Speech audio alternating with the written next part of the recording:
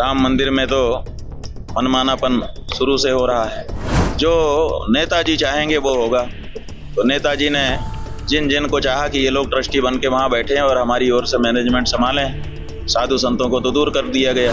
उसके बाद जो चोरी होती थी उसके बारे में बताओ ना। और जो चोर होता है ना, उस चोर का भी अपना कैलिबर होता है। नोट को सही करके और थक्की लगा करके गिनने वाला है। वो अगर चुराएगा भी कितना चुराएगा, 10-20 नोट चुरा लेगा। जो बड़ी चोरी है वो तो बड़े लोग करते हैं। उस बारे में क्या है? उस बारे में तो कोई FIR ही नहीं। आपका आकलन इतिहास करेगा और बताएगा कि औरंगजेब से भी ज्यादा अन्यायी अगर कोई था तो आप लोग थे हिंदुओं के लिए। जो लोग रुपया गिन रहे थे काउंटर, उनके ऊपर FIR हो गया। उनका क्या मतलब है? वो तो नोट को सीधा करके उसको थक्की लगाते थे, थक्की लगा के उसको गिन के बंडल बनाते थे, रबर बैंड लगाते थे। उसके बाद जो चोरी होती थी उसके बारे में बताओ ना। और जो चोर होता है ना, उस चोर का भी अपना कैलिबर होता है। जो ये नोट को सही करके और थक्की लगा करके गिनने वाला है, वो अगर चुराएगा भी कितना चुराएगा, 10-20 नोट चुरा लेगा। जो बड़ी चोरी है वो तो बड़े लोग करते हैं। उस बारे में क्या है? उस बारे में तो कोई FIR ही नहीं है। 8 लोगों पर FIR हो गई है, जब तक आएगा नाम। हाँ, वही तो कह रहे हैं कि 8 लोगों का FIR हो गया। वो केवल गिनने वालों के ऊपर हो गया।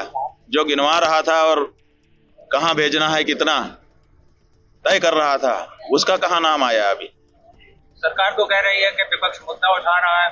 अरे भाई, मुद्दा है तो उठा रहा है। कोई अपने घर से बनावटी मुद्दा है? आखिर आपने इतनी जांच के बाद पहले ही दिन FIR करनी चाहिए थी। अज्ञात लोगों के नाम कर देते, लेकिन FIR तो होती। लेकिन आपने FIR नहीं किया। आखिर जांच के बाद आपको कहीं ना कहीं FIR करनी पड़ रही है ना।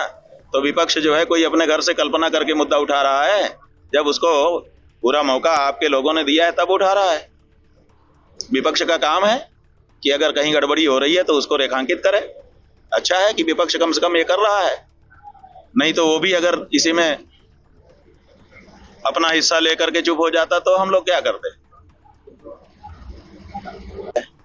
हम स्वागत करते हैं ऐसे कदम का। तो ये सब कुछ 24 नवंबर 2024 को यहाँ एक धार्मिक स्थल है, उसका निरीक्षण हुआ था, उसके बाद ये हुआ है। ठीक है, हमारा ये कहना है कि योगी की सरकार जब काशी में हमारे पौराणिक मंदिरों को तोड़ तोड़ करके फेंक देती है और उसकी मूर्तियां फेंक देती है, तब आप लोग ये प्रशंसा नहीं करते हैं कि इन्होंने बड़ा अच्छा काम किया। संभल में चूंकि मुसलमानों के कब्जे में है, तो मुसलमानों के कब्जे वाली चीज को आप निकाल करके कह रहे हैं कि हम बड़े तीर्थ के हिमायती हैं। और जो काशी में जो हिंदुओं के ही कब्जे में था, किसी मुसलमान का कब्जा नहीं था, वहां पे आपने मंदिरों को तोड़ तोड़ करके और मूर्तियों को तोड़ तोड़ करके नाले में फेंक दिया। तब कहाँ गया था आपका हिंदुत्व? आप केवल संभल से प्रशंसा पा जाएंगे। आपका आकलन इतिहास करेगा और बताएगा कि औरंगजेब से भी ज्यादा अन्यायी अगर कोई था तो आप लोग थे हिंदुओं के लिए। बोलो क्या कहेंगे? 7 लोगों पर FIR। हाँ जी, राम मंदिर के चंदे को लेकर, राम मंदिर के चंदे को लेकर के क्या कहें। राम मंदिर में तो मनमानापन शुरू से हो रहा है।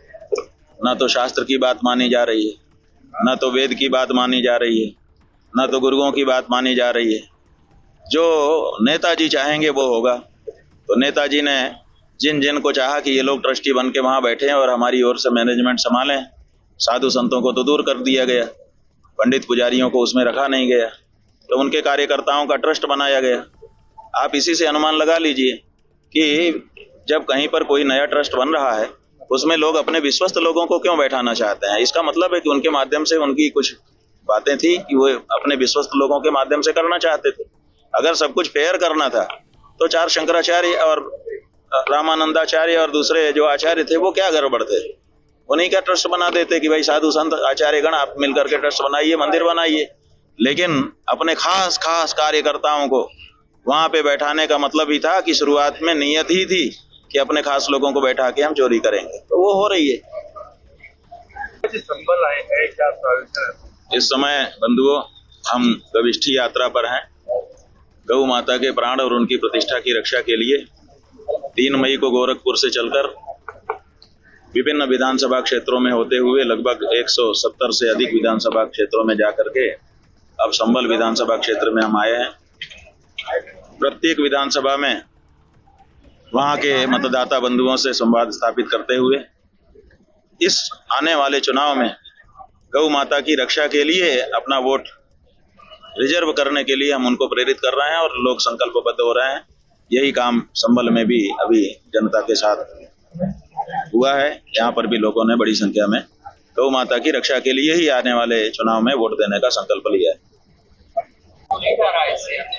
हाँ जी, ये तो यात्रा कर रहे हैं आप और 27 में चुनाव है, तो इसे छोड़ के कहीं राजनीतिक लाभ देने के लिए किसी को तो नहीं कर रहे? ऐसा है कि राजनीतिक लाभ किसी को लेना हो तो ले ले। जब नदी बहती है तो ये थोड़े रोकती है कि कोई पानी मत भर लो। राजनीतिक लाभ ले लो ना। हम कहते हैं भाजपा हमारी इस यात्रा का लाभ सबसे ज्यादा ले सकती है। वो गाय को राज्य माता घोषित करे और अभिनंदन प्राप्त करे, तो वो नहीं ले रहे हैं क्योंकि उनको राजनीतिक लाभ वो सोचते हैं कि हम तो ईवीएम सेट करके कर लेंगे, यहाँ से जो स्लाटर हाउसों से चंदे का लाभ है वो पहले उठा लें, तो इसलिए वो नहीं ले रहे हैं। अगर कोई दूसरी पार्टी इसका राजनीतिक लाभ लेना चाहती तो हम मना कहाँ कर रहे हैं। लो, हर पार्टी लो, भाजपा भी लो, लेकिन लेने की गरज तो हो तुमको। वो अब इस स्थिति में चले गए हैं कि हम गाय काट काट के बिकवाएं, माहौल दें, उसके बाद भी हिंदू जनता के पास विकल्प क्या है। व्हाट्सएप यूनिवर्सिटी में घूम रहा है कि हिंदुओं के पास विकल्प क्या है, माने हम जो चाहेंगे वही करेंगे, फिर भी हिंदू हम ही को चुनेगा। तो हमारा ये कहना है कि ऐसा मत सोचिए, परमात्मा के सिवाय बाकी सबका विकल्प है। बड़े बड़े आए और चले गए, सबका विकल्प कोई ना कोई खड़ा हो गया। इसलिए तुम जैसे छद्मवादी हिंदुओं का सत्य सनातन धर्म विकल्प है, हम देंगे विकल्प। हम लोगों को प्रेरित कर रहे हैं, मतदाता को प्रेरित कर रहे हैं कि तुम सच्चे लोगों को वोट देने के लिए अपना वोट रिजर्व करो। तो जब ऐसे लोगों को वोट देने के लिए रिजर्व हो जाएगा वोट, तो फिर कोई ना कोई तो अच्छा आदमी भी आएगा कि भाई मेरे लिए वोट है, मैं खड़ा होकर के इनका वोट लेता हूँ। वहीं से शुरुआत हो जाएगी, देख लेना। भाजपा तो जो है नकली पार्टी का नकली पार्टी नहीं, पार्टी तो असली है क्योंकि चुनाव आयोग में पंजीकृत है। हमने ये नहीं कहा कि वो नकली पार्टी, हमने कहा कि उसमें जो हिंदुत्व है वो नकली हिंदुत्व है, और उसका पूरा प्रमाण भी हमने दिया अपने व्याख्यान में। आपने सुन लिया कि जो असली हिंदू है वो वेद शास्त्र मानता है, ये लोग वेद शास्त्र नहीं मानते। असली हिंदू जो है वो गुरु मानता है, ये लोग गुरु नहीं मानते। असली हिंदू जो है वो पतिव्रता पत्नी मानता है, माने चरित्र के ऊपर दृढ़ता रहता है। इन्होंने समलैंगिकता का कानून बना दिया कि नहीं, अब समलैंगिकता अपराध नहीं है। व्यभिचार, एडल्टरी, उसका कानून बना दिया कि नहीं, अब वो व्यभिचार भी जो है अब गैर कानूनी नहीं है, माने अपराध नहीं है। तो ये सब छूट क्या हिंदू दे सकता है? क्या हिंदू संस्कृति के अनुरूप है ये सब?